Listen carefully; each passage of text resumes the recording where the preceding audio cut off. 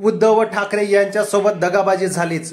उद्धव ठाकरे यांना सोडून गेलेल्या 40 आमदार आणि 13 खासदार त्याचबरोबर मुख्यमंत्री एकनाथ शिंदे अडकले होते भाजपच्या ताब्यामध्ये।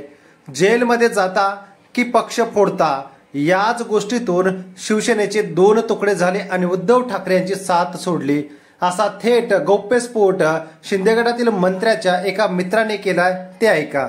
न्यायालयातला न्याय मिळेल याची काही गॅरंटी नाही।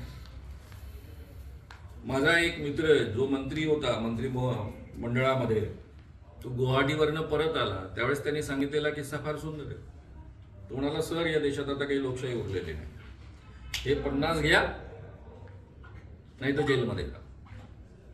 तुम्हाला वाटतं 4-5 लोकांचे कागद तयार असं नाही, 40 लोकांचे कागद तयार। जेलमध्ये जायचं की हे घ्यायचे, नाही तर मंत्रीपद घ्या। मंत्रीपद मिळणार नसेल तर 50 घ्या।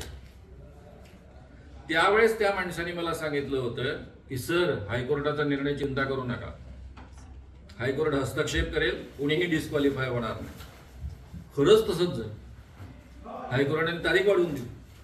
आतापर्यंतचा सर्व इतिहास बघता आणि कोर्ट असेल, न्यायालय असेल, त्याचबरोबर विधानसभा अध्यक्ष सगळीकडे ठरल्याप्रमाणे चाललेला आहे। म्हणूनच शिंदे गट असतील, त्यानंतर फुटलेला अजित गट हा पूर्णपणे आत्मविश्वासाने वावरताना दिसतोय।